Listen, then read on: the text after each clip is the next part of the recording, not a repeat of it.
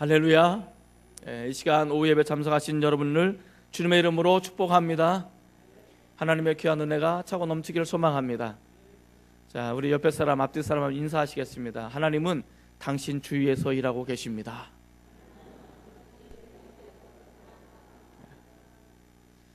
자, 어떻게 점심을 맛있게 잘 드셨나요?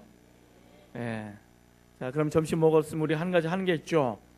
예, 손을 내미셔서 위로 쭉 올리시고 옆으로 흔들어 주시고 좌우로 흔들어 주시고 이상한 소리도 내시고. 자, 이제 됐습니다. 이제 이후로 그 주무시는 분들은 전적으로 여러분 책임입니다. 저는 깨웠습니다, 분명히. 자, 오늘 지난주에 우리가 하나님을 경험하는 삶, 지난주 우리가 개관을 했죠. 7가지 실체. 그리고 이번 주부터는 하나님을 경험하는 사람 첫 번째 실체, 하나님은 항상 당신 주위에서 일하고 계신다. 이제 됐나요? 자, 한번 같이 읽어보겠습니다. 시작. 예, 혹시 이 책을 가지고 계신가요? 예, 이 책을 가지고 계시면 이 책을 참고하시면 되겠고요. 내일 새벽 예배 때도 이 책을 가지고 오시면 굉장히 도움이 됩니다. 이 책은 없어도 상관없습니다. 일단은 그 영상을 보시면서 우리가 쭉 해나갈 텐데요. 다시 한번 크게 읽겠습니다. 시작. 하나님은 어디에서 일하고 계신다고요? 내 주위에서. 네, 한번 따라해볼게요. 내 주위에서. 자, 내 주위에서 하나님이 어떻게 일하시는지를 어떻게 알 수 있을까요? 네, 혹시 아시나요? 하나님께서 어떻게 일하셨지? 자, 우리가 지금은 잘 모르지만 과거로 내 삶을 좀만 더 타임머신을 타고 과거로 돌아가 보면, 아, 맞아, 그때는 몰랐는데 그때 하나님의 손길이 역사하셔서 내가 이렇게 그때 위기에서 넘겼어, 이런 경험들 종종 해보신 기억이 나죠? 네. 그리고 우리가 예수를 믿는데 정말 우연찮게 내가 예수를 믿는 것처럼 보였지만 사실은 좀 더 디테일하게 들어보면 거기에서 내가 예수를 믿을 수 있도록 하나님께서 역사하신 것을 알 수가 있습니다. 그러니까 하나님께서는 나를 구원하기 위해서 먼저 이 땅에 오셔서 일하고 계신 거예요. 내가 예수님을 믿습니다, 내가 이제 교회 다니겠습니다, 이 말 하기 이전에 예수님께서는 이미 우리 주변에서, 내 주위에서 일하고 계신 거예요. 그리고 이 일하신 그 결과로 내가 하나님 앞에 나갈 수가 있던 거죠. 자, 한번 같이 읽겠습니다. 하나님께 일하시는 목적 뭘까요? 첫 번째, 하나님이 일하시는 첫 번째 이유는 뭐냐면 우리가 하나님과 화목하지 못하기 때문에 일하시는 거예요. 우리가 하나님과 화목할 수 있도록 일하신 거예요. 두 번째, 그럼 하나님께서 해놓으신 것이 뭐냐면 예수님께서 이 땅에 보내셔서 십자가에 짊어지시고 십자가에 죽으시고 부활하심으로 말미암아 저와 여러분들이 구원의 길을 열어놓으신 거예요. 자, 우리에게 구원의 길을 열어놓으신 것이 하나님의 일이십니다. 자, 세 번째, 자, 십자가를 통해서 뭐가 이루어졌다고요? 하나님과 우리 사이에 화해가 이루어졌다고 말합니다. 예배소서 2장에 보면 하나님과 우리에는 막힌 담이 하나 있어요. 이 막힌 담이 있는데 이 담을 뭐라고 말하냐면 죄의 담이라고 말합니다. 죄의 담. 그래서 로마서 3장 23절 뭐라고 말합니까? 우리가 하나님의 영광에 이르지 못한다는 거예요. 우리는 하나님의 영광에 이르지 못하는 거예요. 왜 그러냐면 우리 안에는 죄가 있기 때문에. 이 죄는 뭐냐면 이 죄의 싹은 사망이라고 말하고 있고, 야고보서 1장 15절에 이렇게 표현하고 있습니다. 더 디테일하게 이렇게 말합니다. 욕심이 잉태한 즉 뭐를 낳고? 죄를 낳고, 죄가 장성한 즉 사망을 낳느니라. 그러니까 우리 안에는 늘 뭐를 짊어지고 살아가냐면 사망을 짊어지고 살아가는 거예요. 죽음을 짊어지고 살아가는 거예요. 이 죽음을 짊어지고 살아갈 때 우리 영원한 죽음에 이르게 되는 거죠. 그래서 우리가 영원한 죽음에 이르기 전에 우리가 구원받을 수 있도록 하나님께서 구원의 길을 열어놓으신 거예요. 하나님과 화해할 수 있도록 열어놓으신 거예요. 그래서 예배보서 2장에 보면 예수님의 십자가의 죽으심으로 하나님과 우리의 막힌 담들이 다 허물어졌습니다. 다 허물어져서 우리가 하나님과 화해할 수가 있게 되었다라고 말하는 것입니다. 이것이 하나님의 일입니다. 자, 하나님께서는 언제나 일하셨습니다. 한번 같이 읽어보겠습니다. 첫 번째, 시작.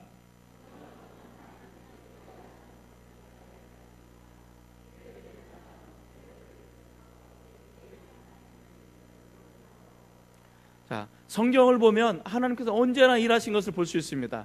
애굽에 있는 자신의 백성을 구원하시기 위해서 누구를 부르셨습니까? 모세를 부르셨어요. 모세를 부르셔서 그들을 파송하셨습니다.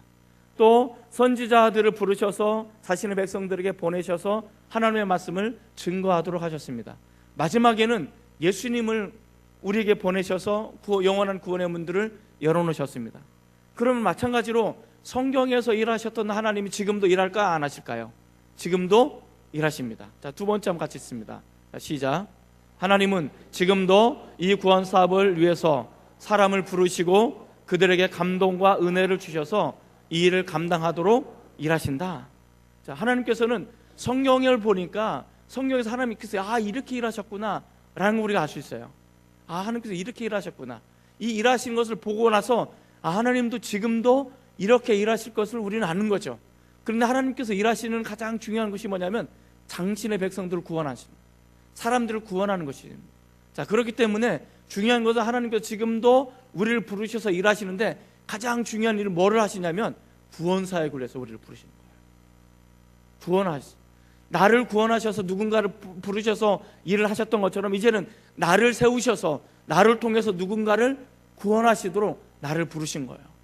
나를 통해서 구원받은 사람이 있다면 또 그 사람을 하나님께서 부르셔서 이 사람을 통해서 또 다른 사람을 구원하시도록 이 사람을 사용하신다는 것입니다.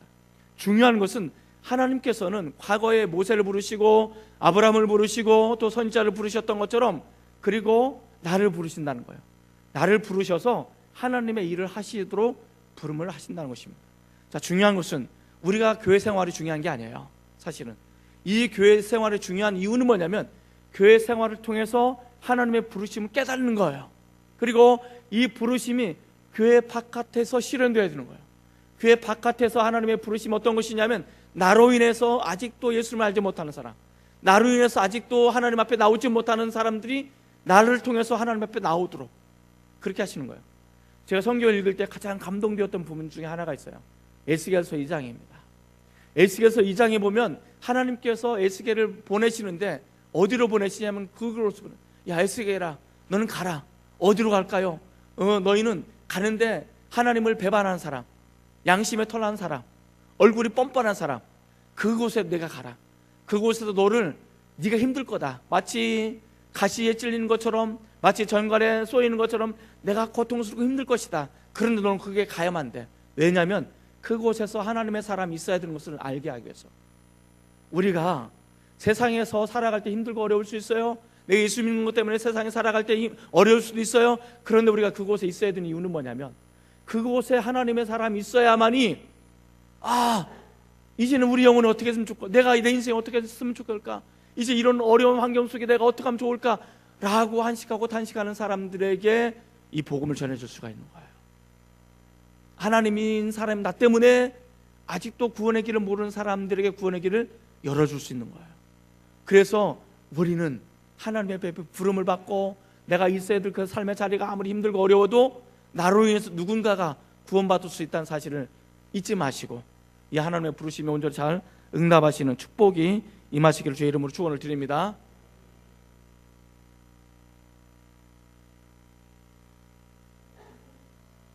이게 너무 먼 거죠. 자, 하나님이 일하시는 것을 어떻게 할 수 있는가?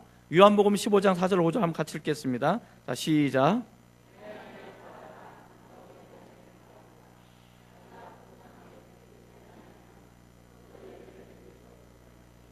너희도 내 안에 있지 아니하면 그리하리라. 나는 포도나무요 너희는 가지라. 그가 내 안에 내가 그 안에 거하면 사람이 열매를 많이 맺나니 나를 떠나서는 너희가 아무것도 할 수 없음이라. 하나님이 일하시는 것을 어떻게 할 수 있느냐? 우리가 가지에 붙어 있으면 알아요. 우리가 하나님 안에 있으면 알아요. 중요한 것은 여기 이 요한복음 15장을 통해서 우리에게 중요한 것이 뭐냐면 우리는 하나님을 떠나서는 아무것도 아니라는 거예요. 하나님을 떠나서는 우리가 아무 일도 할 수 없다는 거예요. 가장 중요한 것은 우리가 하나님 안에 있어야 되는 거예요. 내가 하나님 앞에 붙어 있어야 되는 거예요. 예전에 여러분들이 놀이하실 때 혹시 매미놀이 하신 적 있나요?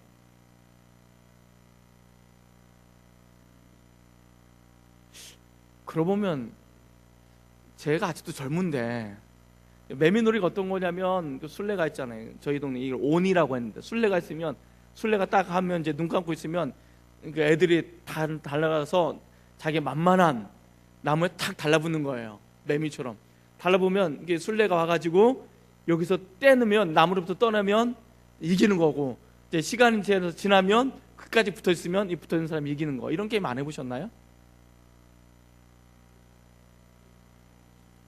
이건 저희 동네에서는 이것을 매미 게임이라고 했어요. 저희 동네는 했어요. 여러분들은 아는지 모르겠지만 했어요. 자, 제가 이 게임이 중요한 게 아니고 제가 이 게임을 통해서 뭘 설명하려고 하냐면 붙어 있어야 되는 거야. 이 술래가 그냥 별짓을 다 해요. 나중에는 여기 막 간지럼 펴가지고 막 떠내려고 그래요. 그런데 마지막까지 붙어 있으면 내가 이기는 거예요. 똑같아요. 우리는 예수님에 붙어 있어야 되는 거예요. 근데 사탄은 뭐냐면 우리를 떠내려고 별짓 다 하는 거예요. 별짓 다 해요. 그런데 마지막까지 우리가 주님께 붙어 있으면, 주님 안에 거하면 우리는 승리할 수 있는 거예요. 주님 안에 거하게 될 때 하나님이 어떻게 일하시는지 우리는 알 수가 있는 거예요. 내가 하나님과 연결이 되어 있어야만이 내가 하나님으로부터 오는 능력을 공급받아서 일을 하는 거예요. 중요한 것은 하나님의 일을 내 힘으로 하는 건 아니에요. 하나님의 일을 내 능력으로 해서는 안 되는 거예요. 하나님의 일을 내 힘과 내 능력과 내 노하우와 내 가지고 있는 그 어떤 것을 하게 되어질 때 우리는 다툼과 실패와 분열밖에 나타나잖아요. 우리가 많은 교회 공동체에서 선한 사업을 하다가 싸워요. 왜 싸울까요?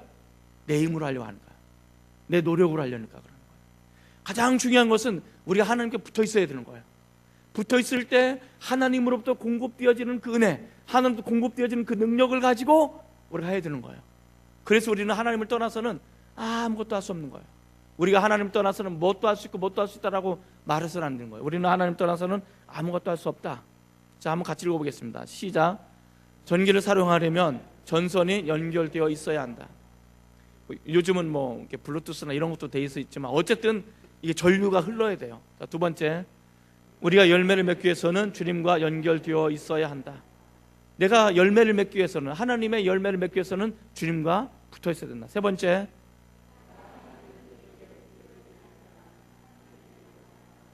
자, 굉장히 중요한 부분을 얘기하죠. 내가 하나님의 능력이 연결되어 있지 않으면 하나님의 일을 감당할 수 없는 거예요. 하나님의 일을 감당하는 것은, 우리가 하나님과 연결되어 있지 않으면 하나님의 일을 하고 있지만 그건 하나님의 일이 아니라 내 일이 되는 거예요. 내 일. 그러니까 내 일이 되기 때문에 그 일이 성취를 통해서 누가 저기를 하는 거예요? 영광을 갖는 거예요? 내 일이기 때문에 내가 영광을 갖는 거예요. 내가 잘나서 이거 하잖아. 내가 뭔가 능력 있어 이거 하잖아. 그러니까 나한테 뭐 하라는 거예요? 하라는 거예요. 내 일이 되는 거예요. 그런데 우리가 하나님과 붙어 있으면 하나님으로부터 능력을 공급받아서 우리의 일을 성취해 나가면 이 영광을 내가 차지하지 않아요. 하나님이 하셨습니다. 하나님이 일하셨습니다. 나는 그저 하나님이 사용하시는 도구에 불과한 것입니다. 나는 아무런 자격도 없습니다. 나는 아무런 능력도 없습니다. 단지 그분이 나를 사용하시고자 해서 나는 내 몸을 내어드렸을 뿐이고, 우리 주님께 나를 사용하시고자 말했을 때 내 삶을 떠나서 하나님께서 원하시는 그 자리에 간 것뿐입니다. 나는 내 삶을 조종했을 뿐이지 내가 잘나서 내가 능력이 있어서 이것을 하는 것이 아닙니다. 하나님께서 하신 것입니다. 이것이 하나님과 연결되어 있는 사람들의 공통된 고백인 것입니다. 이번에 보니까 운동선수들 보니까 크리스찬이 제법 되죠. 이 사람들의 한계가 뭐냐면, 한결같이 뭐예요? 하나님이 하셨습니다. 하나님 하셨습니다. 이것이 하나님과 연결되어 있을 때 나타나는 것이다. 자, 마지막 네 번째,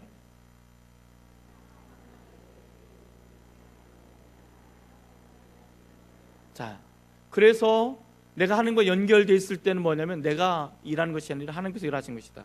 자, 그 요한복음 15장에 보면 우리 전에 읽었습니다마는 열매를 맺는데 누가 열매를 맺어요? 가지 끄트머리 열매가 맺죠. 우리는 가지예요. 우리는 가지인데 나무에 붙어 있어요. 나무에 붙어 있는데 열매는 가지 끄트머리에서 맺어요. 그런데 이 가지가 뭐라고 말하냐면, 야, 내가 이런 열매 맺었어. 내가 이 아름다운 열매 맺었어 라고 말하지 않는다는 거죠. 뭐냐면 결국 나는 예수님께 붙어 있을 때 예수님께서 본 가지로부터, 본 줄기로부터 영양을 공급받고 이 줄기로부터 능력을 공급받아서 내 삶 끝머리에 열매가 맺은 것 뿐이에요.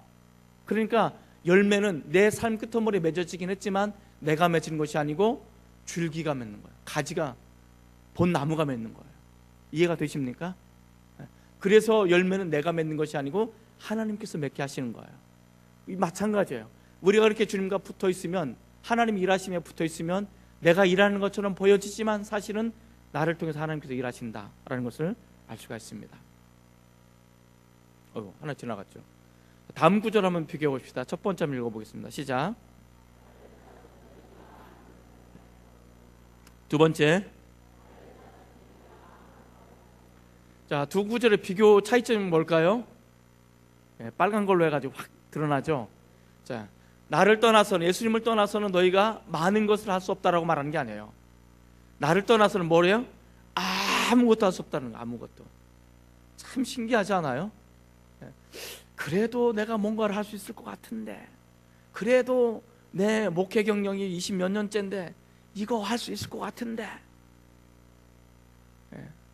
그러지 않아요? 내가 믿음 생활한 지 30년, 40년째, 근데 내가 할 수 있을 것 같은데, 장평교회 다닌 지 40년째인데 그래도 내가 할 수 있는 것이 있을 텐데, 이런 생각들을 가질 수 있을까 없을까요? 있죠. 근데 성경은 뭐라고 말하냐면 그건 오해라는 거예요. 우리는 아무 열매도 맺을 수 없다고 말해요. 아무것도 안. 그러니까 이 줄기에서 떨어진 가지는 쓸모가 없는 거예요. 이 줄기에 떨어진 가지가 말합니다. 야, 내가 몇 년 차인데, 내가 목회 몇 년 차인데 이런 것도 못 할까 봐. 근데 이건 뭐예요? 이미 잘려진 가지예요. 잘려진 가지에는 열매가 맺을 수 없어요. 이 잘려진 가지는 어디로 들어갈까요? 한 군데 딱 들어간 데가 있어요. 어디냐면 땔감. 땔가루밖에 못 쓰는 거예요. 이게 굉장히 무서운 거예요. 그러니까 우리는 어떻게 해도 무슨 수를 쓰든지 어떤 수를 쓰든지 뭐 하셔야 돼요? 붙어 있어야 되는 거예요. 어디 안에 있어야 되는 거예요? 하나님 안에 있어야 돼요. 주님 안에 있어야 되는 거예요. 이것이 되게 중요한 거예요. 그리고 주님이 내 안에 있어야 되는 거예요. 자, 요것을 통해서 우리는 알 수가 있다는 것입니다. 자, 우리 주변에서 일하시는 하나님의 모습은 어떻게 일하실까? 한번 같이 위에 읽어보겠습니다. 시작. 하나님께서는 자신의 뜻을 이루시기 위해 일하시는 모습을 우리들에게, 좀 약간 안 맞죠. 제가 이게 막 타이핑을 하는데 좀 에러가 났어요. 이런 걸 보고 인간적이다, 인간미가 있다. 자, 이거 뭐냐면 하나님께서 우리 주변에 일하실 때 가장 많이 사용하는 것이 뭐냐면 감동을 주시는 거예요. 감동. 여러분, 설교 듣다 감동이 임할 때가 있어요, 없어요? 있죠.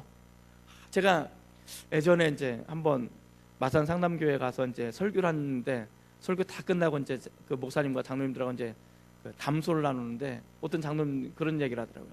목사님, 설교 듣고 내가 울 뻔했어요. 울 뻔했어요. 그때 제 마음에 어떤 생각이 들었냐면, 말은 하지 않았어요. 이르지 마세요. 당신은 안 되는군요. 울 뻔한 게 아니라 울었어야 되는 거예요. 이게 뭐냐면 하나님 주시는 감동인 거거든요. 그러니까 매번 이런 감동을 주지는 않아요. 또 매번 그런 우리의 마음을 터치하는 센티멘트라는 그런 것도 아니에요. 중요한 것은 감동은 다양한 모습으로 주시는데 우리 의식을 통해서 주실 수 있어요. 우리 생각을 통해서 주실 수 있어요. 그리고 마음의 떨림으로 주실 수 있어요. 때로는 부담감으로 감동을 주실 수도 있어요. 한 영혼에 대한 부담감이 와요. 내가 저 사람을 위해서 정말 생각지도 않는 그 사람을 위해서 내가 기도해야 된다는 막 부담감이 생겨요. 부담감으로 주실 수 있어요. 하나님이 주시는 감동은 다양하게 주시는데 두 가지로 볼 수 있습니다. 하나는 기도하는 감동을 주세요. 기도하는 감동. 하나님께서는 나에게 갑자기 기도하라는 명령을 하실 때가 있어요. 아무개를 위해서 기도하라. 왜요? 기도하라. 왜요? 기도하라니까. 그런데 여기서 우리도 모르는 사이에 기도하면 그 기도가 역사를 만들어요. 나는 모르겠는데 하나님께서 내 기도를 들어서 사용하기를 원하시는 거예요. 그래서 때로는 기도하는 거예요. 어떤 사람에게는요, 밤을 새면서까지 기도하게 만든 경우도 있어요. 혹시 그런 경험 있으신가요? 저한테는 그런 경험을 안 주셔요. 잠자는 은혜는 주셔도.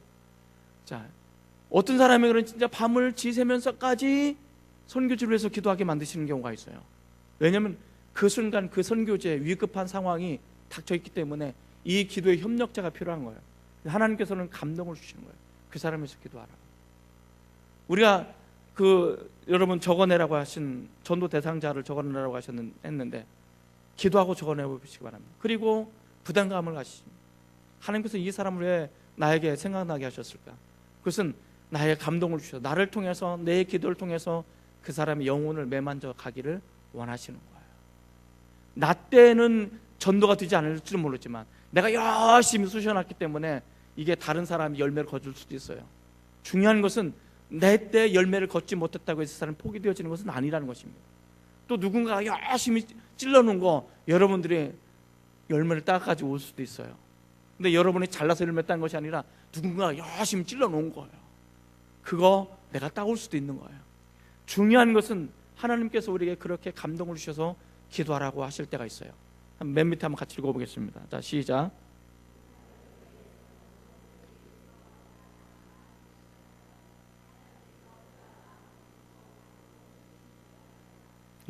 감동을 주실 때는 제일 좋은 방법이 있습니다. 감동을 주실 때는 메모를 하세요. 그냥 머릿속에 이걸 위해서 기도해야 되겠다라고 생각하면 제가 단언합니다. 그거 하루 지나면 하나도 생각 안 납니다. 하나님께서 감동을 주실 때는 가장 중요한 것은 메모를 하세요. 여러분 설교를 듣다 감동이 임하시면 그것을 메모를 하세요. 그리고 그것을 가지고 기도의 근원으로 삼으십니다. 그러면 이 기도의 능력이 나타나는 거예요. 기도의 영적인 파워가 나타나는 거예요. 자, 두 번째는 뭐냐면 소원을 우리에게 주십니다. 자, 밑에 한번 빌을서 2장 13절 한번 같이 읽습니다. 시작. 너희 안에 행하시는 이는 하나님이시니 자기의 기쁘신 뜻을 위하여 너희에게 소원을 두고 행하게 하시나니. 우리에게 언젠가 설교를 듣다가 혹은 성경 공부를 하다가 혹은 제자 훈련을 하다가 혹은 성경을 읽다가 내가 내가 이렇게 되고 싶다, 내가 이런 마음을 갖게 되어질 때가 왕왕 있죠. 그냥 고개만 끄덕이시면 됩니다. 없다고는 할 수 없죠. 왕왕 있어요. 그런데 이것은 누가 하냐면 내가 원해서 되어지는 것이 아니고 하나님께서 성령을 통해서, 말씀을 통해서 내 마음속에 그런 소망을 집어넣으신 거예요. 그런 소원을 우리에게 집어넣으신 거예요. 내가 선교지를 위해서 교회 하나를 짓고 싶다, 이런 마음이 들 때가 있어요. 내가 한평생 살아갈 때 정말 내 한평생 살면서 선교지의 교회 하나를 내가 세워야 되겠는데, 정말 하나님, 내가 한평생 내가 살아가는데 하나님의 교회를 위해서 선교지에서 내가 하나쯤은 세워야 되지 않겠습니까? 라는 마음을 주셨다면 그 마음은 하나님께서 주시는 거예요.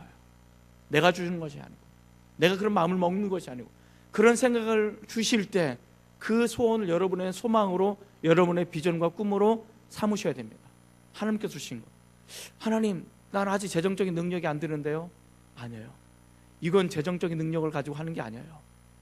중요한 것이 뭐냐면 하나님의 일은 하나님의 방식대로 우리의 눈물과 우리의 기도를 통해서 이것을 이루어 나가신다는 사실을 잊지 마시기 바랍니다. 하나님의 일은 하나님께서 하시는 겁니다. 가장 중요한 원칙 중 하나입니다. 자, 예를 들어서 우리 교회가 좀 더 부흥했어요. 앉을 자리가 없어요. 그래서 우리가 좀 교회를 새로 확장해 나갔으면 좋겠습니다 라고 했을 때 첫 번째 들은 것이 뭐냐면 교회 건축한다고요? 힘든 시기에 우린 돈도 없는데 어떻게 하시죠? 좀 짓지 맙시다. 그냥 좀 부족해도 살아갑시다. 이렇게 하실 수도 있어요. 그런데 우리가 중요한 원칙 중에 하나가 뭐냐면 이것을 내가 하려고 하니까 문제인 거예요. 그분께서 우리를 통해서 하신다라고 우리 확신하면, 우리는 순종하면 놀라운 일들을 경험하게 됩니다. 하나님의 살아계심을 경험하는 거예요. 중요한 것은 뭐냐면 우리가 가지고 있는 것도 중요하지만, 우리가 어떤 계획을 가지고 있는 것도 중요하지만, 이거보다 더 우선순위를 두는 것은 뭐냐면 하나님의 뜻입니다. 하나님의 뜻이 우리를 통해서 이루어져 나가는 것이 더 중요하다. 그래서 하나님께서는 이 뜻을 이루시기 위해서 우리 안에 소망을 심어주십니다. 감동을 통해서 내가 그렇게 되고 싶다, 내가 누군가를 후원해주고 싶다, 내가 헌신하고 싶다라는 그 마음을 주시는 이유가 우리 안에 그런 감동을 통해서 소망을 주셔서 하나님의 일하심에 우리가 나갈 수 있도록 일하신다는 거예요. 이것이 하나님의 일하시는 가장 대표적인 두 가지 방법이다. 자, 밑에 한번 같이 읽어보겠습니다. 시작.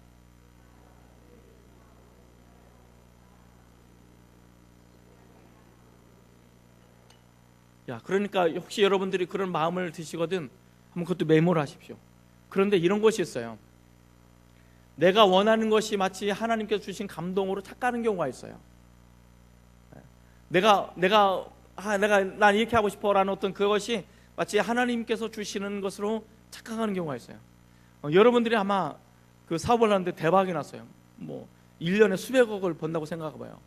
하나님, 내가 1년에 수백억을 벌면 내가 교회 하나 건축하겠습니다. 이건 하나님이 주시는 생각일까요? 여러분 생각일까요?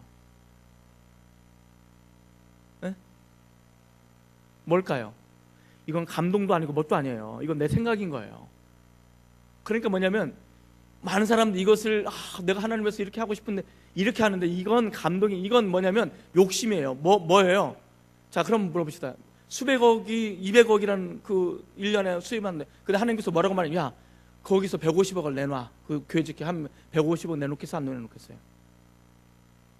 내놓겠어? 안 내놓겠어요? 무슨 소리예요? 내가 어떻게 내놔 이걸? 못 내놓죠. 그러니까 그건 뭐냐면 내 욕심에 의해서 내가 그렇게 되고 싶은, 그러면 하나님께서 축복하시면 내가 얼마만큼 내놔서 하겠죠. 이런 것은 하나님의 감동이 아니라는 거예요. 우리가 내 욕망과 욕심에 의해서 뭐가 되고 싶은 그것이 마치 하나님의 감동으로 포장해서는 곤란합니다. 이 마음과 하나님께서 우리에게 부어주신 그 마음과는 달라요. 이걸 누가 할 수 있냐면 내가 할 수 있어요. 내 자신이 할 수 있어요. 한 번만 더 생각하면 알아요. 두 번까지 생각할 필요 없어요. 한 번만 더 고심하면서 생각해 보면 이게 하나님의 감동으로 오는 것인지 아니면 내 욕심에 의해서 생각되어지는 것인지 알 수가 있어요. 아멘이십니까? 네. 그렇기 때문에 하나님께서 우리에게 감동을 주실 때 그것을 기록하세요. 지금은 내가 아무것도 없어도 내가 도무지 이것을 이뤄나갈 수 있는 지금 자격이 없고 뭐 아무것도 안 만들어져도 기도하시면 하나님께서는 그것을 이뤄나갈 수 있도록 통로를 만들어 주시고 역사를 만들어 나가시는 거예요. 자, 하나님을 경험하기 위해서 그럼 어떻게 해야 되는가? 같이 읽겠습니다. 시작.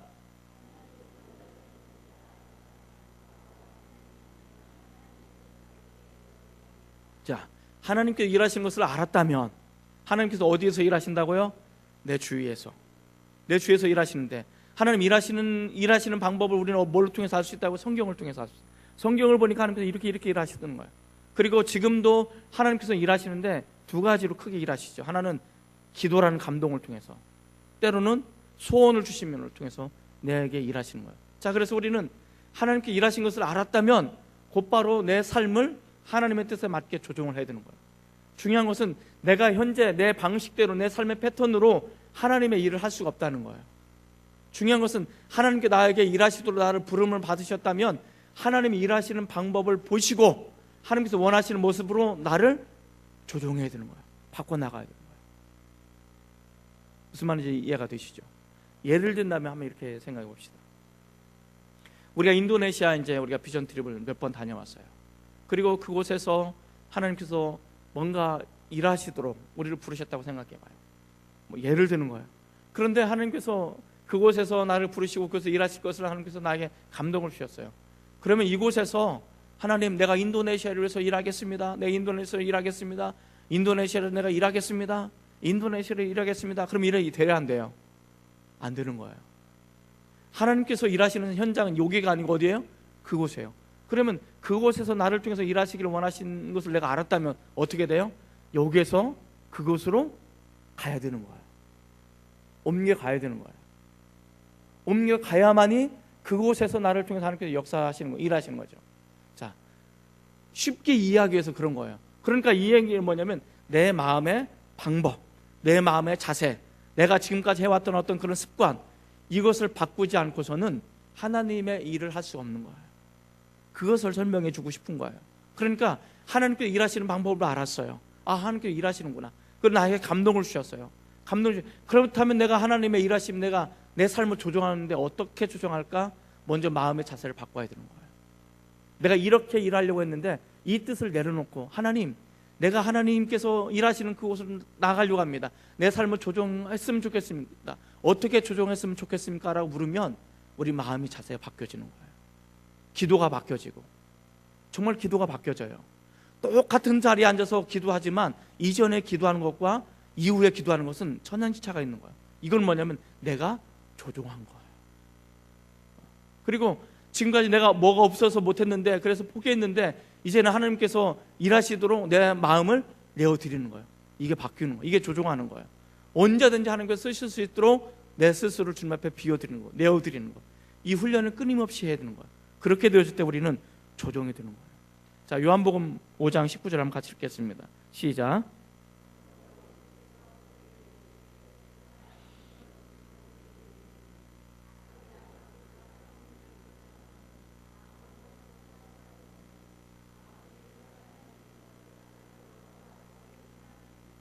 예수님께서 뭐라고 말씀하시냐면 아버지께서 일하시는 것을 내가 알기로 원한다는 거예요.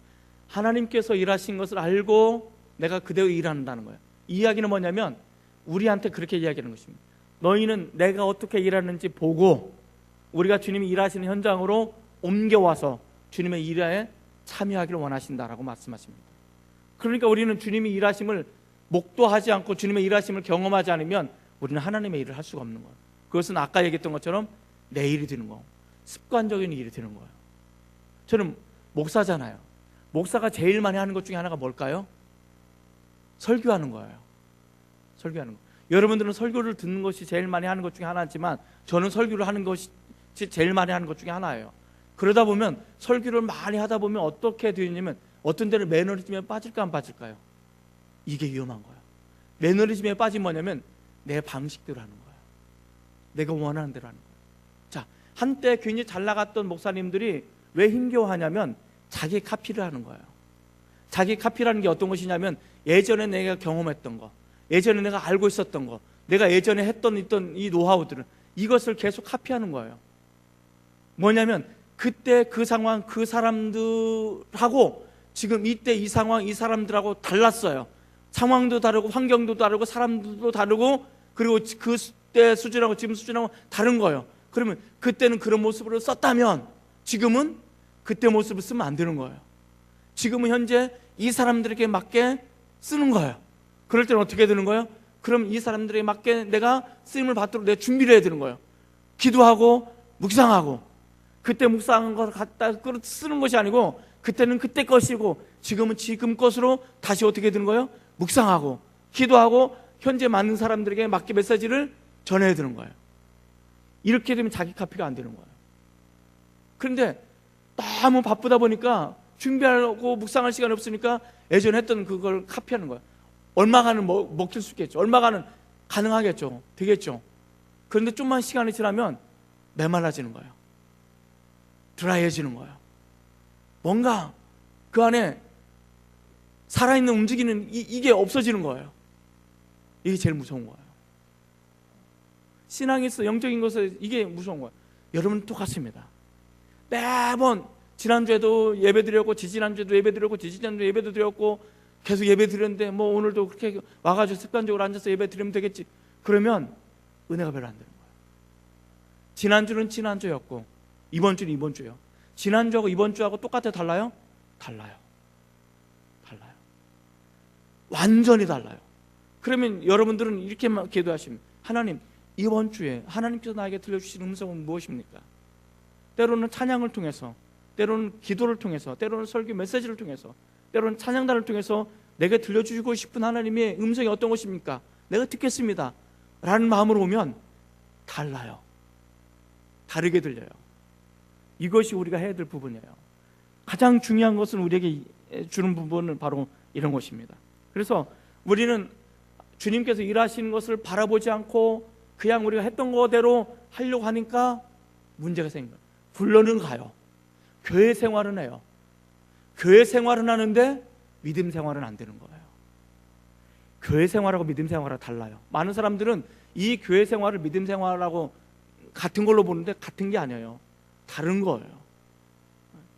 그렇기 때문에 우리가 정말 중요한 것은 바로 이런 데 있다는 것을 알아야 됩니다. 그래서 우리는 성경으로 돌아가야 됩니다. 자, 성경으로 돌아갈 이유 한번 같이 읽습니다. 시작. 성경은 하나님께서 일하시는 것을 볼 수 있다. 모세를 부르시는 장면과 사도 바울을 부르시는 장면. 그러니까 성경을 보면 하나님께서 일하시는 것을 우리는 볼 수 있어요. 하나님께서 이렇게 일하셨구나. 이렇게 일하셨구나. 그럼 지금도 하나님께서 이렇게 우리에게 일하실 것을 우리는 알 수 있는 것입니다. 밑에 거 한번 같이 읽겠습니다. 시작. 자, 그래서 우리는 성경을 쭉 읽다 보니까, 우리 성경 말씀을 쭉 묵상하다 보니까 우리가 고린도전 13장을 통해서 사랑이라는 것이 하나님과 연관되어서 생각하지 않으면 도무지 이루어질 수 없는 사랑이라는 것을 우리는 알죠. 그래서 하나님께서 나에게 어떻게 일하시고 어떻게 참아주셨는가에 대해서 우리가 알게 되는 거죠. 그리고 이 사랑을 가지고 내가 이웃을 사랑하는 거예요. 그러니까 결국은 내가 이웃을 사랑할 수 없다는 것이 뭐냐면 하나님이 나를 어떻게 사랑하시는지 내가 경험을 못하는 거예요. 방법을 모르는 거예요. 그러니까 우리는 성경을 통해서 하나님께서 나를 이렇게 사랑하셨구나, 나를 이렇게 포기할 수 없다라고 말씀하시는구나, 마지막까지 나를 이렇게 마지막 견디게 믿음과 소망을 가지고 견디게 하셨구나, 이것이 하나님의 사랑이구나 라고 말씀하셨다면 우리가 그 사랑을 가지고 이 땅에 살아갈 때 그 사랑을 가지고 살아가는 거예요. 내가 어떤 순간에도 견디는 거예요. 하나님 나를 포기하지 않으셨던 거죠. 내가 함께 신앙생활하는 사람을 포기하지 않고 그들을 위해서 끝까지 기도해주고 끝까지 품어주고 끝까지 신뢰해주는 거예요. 이게 사랑이잖아요. 이 사랑을 하려면 하나님께서 어떻게 하셨는지, 주님께 나를 어떻게 사랑하셨는지, 성경에서 하나님께서 어떻게 이 당신의 일하신 것을 우리가 알게 되는 거죠. 이것을 통해서 지금도 나에게 일하신 것을 알 수가 있습니다. 사울과 아나니아를 통해서 우리 한번 살펴보겠습니다. 자, 사도행전 9장입니다. 시작.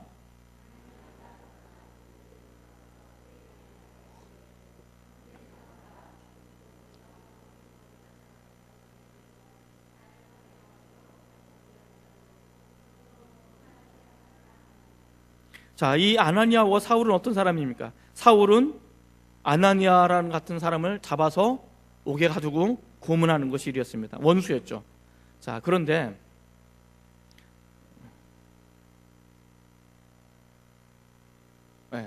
아닌데?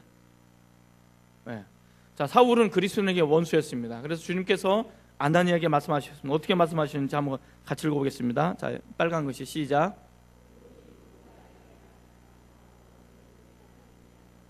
자, 이 아나니아에게 하나님께서 말씀하셨을 때는 이제 말씀하시는 그 순간부터 아나니아에게는 이것이 일상적인 것이 아닌 거예요. 일상적인 삶 속에서 하나님께서 나에게 말씀하셨을 때는 그때부터는 이것이 일상적인 것이 아니에요. 이것은 특별한 것이 된 거예요. 무슨 말인지 이해가 되시죠? 우리는 세상 사람들과 똑같이 살아가요. 똑같이 살아가는데 하나님께서 나에게 오셔서 나를 자녀 삼아 주셨어요. 그러면 그때부터 나는 특별한 존재가 되는 거예요. 스페셜한 존재가 되는 거죠. 이걸 믿으십니까? 그러니까 옆에 사람, 여러분들은 어떤 존재냐면 특별한 존재인 것입니다. 한번 옆에 사람 보시고 그렇게 축복해 주시기 바랍니다. 당신은 매우 특별한 존재입니다.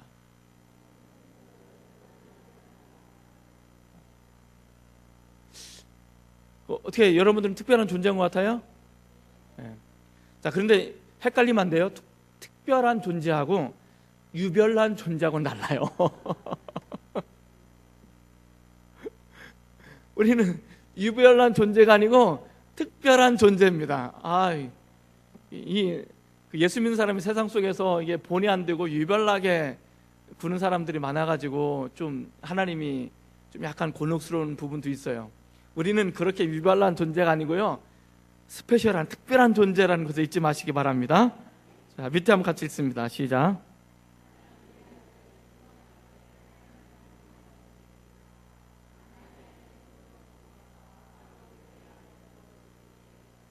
자, 아나니아라는 사람이 사울이 자신을 잡으러 오는데 내가 범의 아가리로 들어가는 꼴이잖아요. 사울 앞에 간다는 것은. 예수님이 말씀하셨어요. 이건 특별한 것이 됐어요. 부름을 받아서 하나님이 어떻게, 주님께서 어떻게 일하실 것을 이 아나니아가 알았어요. 그런데 아나니아가 겁나는 거죠. 왜냐하면 사울한테 가가지고 야, 사울아, 나 그리스도인인데 라고 말하면 그 즉각 잡혀갈 수도 있잖아요. 그런데 그 사울 앞에 간다는 것은 대단한 용기예요. 두려움인 거예요. 어려운 거죠. 그래서 아나니아가 그렇게 결정을 내렸어요. 주님, 나 못 가요.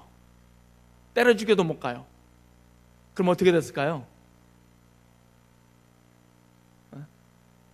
어떻게 됐을까요? 그러면 하나님께서는 아나니아 말고 또 다른 사람을 통해서 보내셨겠죠. 어쨌든 택하신 사람을 하시니까. 중요한 것은 뭐냐면 이때 아나니아가 괜히 두려웠어요. 무서웠어요. 그래서 주님한테 얘기해요. 주님, 이 양반이 어떤 사람인지 주님께서 아시지 않습니까? 그런데 나를 그곳에 보내신다고요? 이건 있을 수 없는 일 아니에요? 라고 말하는 거죠. 그런데도 우리 주님께서 뭐라고 말하냐면 야, 가. 그 사울은 내가 이방인을 위한 택한 그릇이니까 가서 데려와. 그리고 안수하고 교회 공동체에 알려. 이렇게 명령을 하신 거예요. 그러니까 이 아나니아는 어떻게 해요? 예수님께서 어떻게 일하실지를 알았어요. 주님께서 이렇게 일하시기를 원하시는군요. 알았어요. 그런데 그렇게 일하시는데 가장 중요하게 아나니아가 필요한 거예요. 아나니아가 뭐라고 말하냐면 알겠습니다. 가겠습니다. 그리고 순종해요. 순종에 갔을 때 사울이라는 사람이 교회 안으로 들어오게 되었고 그 유명한 바울이 된 거예요. 유명한 하나님의 사람이 된 거예요. 이 결정적인 역할을 한 사람이 누구냐면 아나니아의 순종이에요. 이 아나니아는 순종을 통해서 하나님께서 택하신 사람을 어떻게 사용하실지 아신 거예요. 그래서 하나님은 과연 살아계시는구나, 하나님을 경험하게 되는 거예요. 중요한 것은 바로 하나님이 일하시는 것을 볼 때, 우리 주님께서 말씀하실 때 그것은 특별한 일이 되어지고 특별한 일에 대해서 내가 순종하게 되어질 때 하나님의 살아계심을 경험하게 될 수 있다는 것을 우리에게 이야기해 주고 있습니다. 자, 하나님의 일하시는 과정은 세 가지를 보도록 하겠습니다.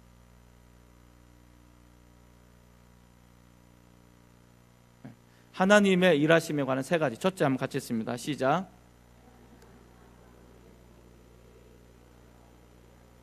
자, 하나님은 어디 가운데 일하신다고요? 교회 지체 가운데 일하십니다. 그러니까 하나님께서 제일 많이 음성을 들려주시는 곳이 어디냐면 교회 공동체예요. 교회 공동체. 저는 그 예배를 드리다 보면 여러분들이 앉는 자리가 있죠. 앉는 자리가 있을 거야 아마. 앉는 자리가 있는데 제가 공통적인 것을 한 가지 발견했어요. 앞에 자리는 안 앉더라. 근데 어쨌든 앉는 자리가 있어요. 근데 앉는 자리에 누군가가 앉으면 여러분 기분 나빠요, 좋아요? 기분이 별로 안 좋죠? 왜 내 자리에 앉았어? 라는 거죠. 자, 그런데 그게 이해가 되는 거예요. 왜 그러냐면 내가 매번 앉아서 기도하고 말씀 듣고 찬양했던 그 자리에 익숙한 거예요. 그 익숙한 것을 떠나서 낯선 자리에 앉아서 하면 잘 안 되는 거예요. 자, 예를 들어 봅시다. 여러분 장평교회 와서 예배를 드릴 때는 불편해요, 편해요? 마음이 편하죠? 불편한 사람이 두 사람 있네요. 자, 그런데 여러분들이 이제 이게 명절날 아직 이제 리턴하지 않은 분들이 좀 보이잖아요. 분명히 그분들은 그곳에 가서 이제 예배를 드려요. 혹은 내가 일이 있어서 다른 지방에 가서 어쩔 수 없이 주의를 지키는데 그 교회에 들어갔는데 편해요? 안 편해요? 안 편하죠? 불편하죠? 왠지 내 집이 하는 곳에 와가지고 동냥하는 것 같죠? 익숙하지 않아서 그래요. 자, 제가 왜 이것을 설명하냐면 교회 공동체라는 것이 바로 그런 거예요. 하나님께서는 그 자리에, 그곳에 쉽게 하나님을 경험했던 그 자리에서 많은 역사를 일으켜 나가는 거예요. 그래서 교회 바깥에 어느 곳에서도 역사를 많이 하시지만 그곳에서보다는 교회 공동체 안에서 훨씬 더 많은 역사, 훨씬 더 많은 일들을 하신다.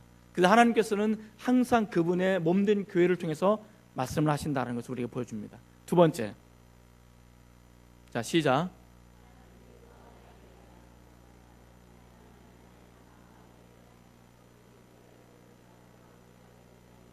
하나님께서 나에게 말씀하셨다면 하나님은 나의 삶 가운데 행하신 그분의 역사를 통해서 그분을 증거하기를 기대하는 것이죠. 나를 통해서. 세 번째, 자, 무엇을 증거해야 되냐면 하나님의 사랑을 증거해야 된다라는 것을 우리에게 이야기해 주고 있습니다. 자, 다음 한번 읽어보겠습니다. 이게 양 몇 개가 넘어간 거예요?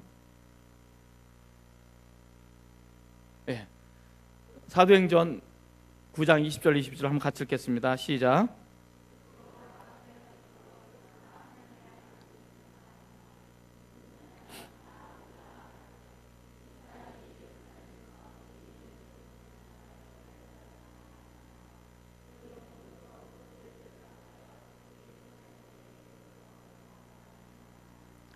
자, 사울과 아나니아를 통해서 일하신 결과가 뭐냐면 박해자에서 증거한 자로 바뀌었다라는 것을 알 수가 있습니다.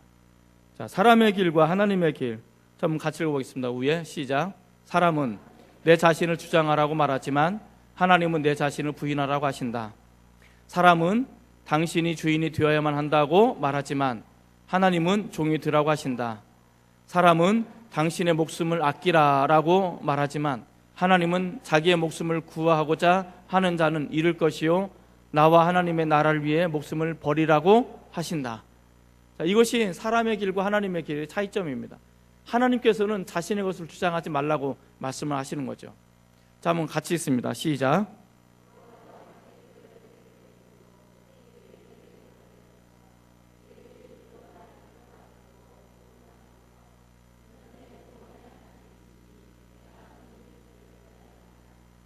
예, 원래 하나가 더 넘어갔는데 원래는 요건데, 자, 하나님의 길은 같이 읽어보겠습니다. 시작. 하나님의 길은 우리를 붙들어서 하나님이 본래 우리가 있기를 원하는 것으로 데려가신다. 그러니까 하나님의 길은 원래 우리가 있어야 되는 하나님께서 역사하시는 그곳을 우리를 어떻게 하신다? 데려가신다. 자, 두 번째, 내가 원하는 것과 하나님이 원하시는 것의 사이에는 갈등이 생긴다. 그래서 내가 하나님이 원하시는 대로 가려면 뭐가 있어요? 갈등이 있어요. 이 갈등이 첫 번째 전환점이라고 말씀을 드렸죠. 하나님을 경험할 수 있는 첫 번째 전환점. 이 갈등에 내가 순종할까 말까, 갈까 말까, 가게 되어지면 하나님을 경험하게 되고, 안 가지면 하나님을 경험할 수 없다는 것입니다. 자, 시편 27편 있습니다. 시작.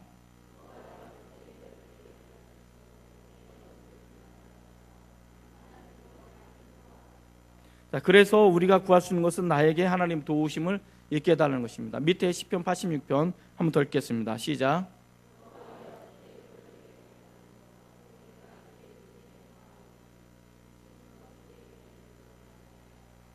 이 시편 세 구절을 우리에게 이야기해 주는 것은 단 한 가지입니다. 하나님께서 내 주에서 일하시는데, 그렇다면 하나님 지금도 나에게 일하시옵소서. 하나님이 일하시는 방법을 내가 알기를 원합니다. 그리고 주님의 도를 내게 보여주시고 하나님께서 일하시는 그 현장에 나도 있기를 원합니다. 이것을 우리에게 이야기해 주고 있습니다.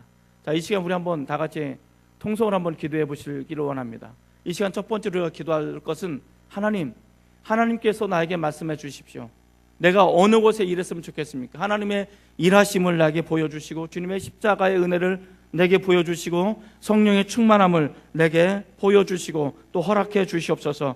그러면 내가 하나님의 살아계심 앞에 나갈 수가 있을 것을 믿습니다. 이 시간 내 마음을 열게 하시옵소서. 내 마음을 열게 하시고 주님의 말씀이 들려지게 하시고 주님의 길을 보여주시고 하나님의 역사하신 것을 내게 보여주시옵소서. 내가 하나님의 일하심에 경험하기를 원합니다. 내가 어떻게 일했으면 좋겠습니까? 우리 주여 삼창하신 다음에 우리 다 같이 목소리를 하나님 앞에 드림으로 기도하기를 원합니다. 주여, 주여, 주여. 오 전능하신 하나님 아버지, 이 시간 간절히 우리가 구합니다. 하나님 아버지, 이 시간 우리가 간절히 간구하며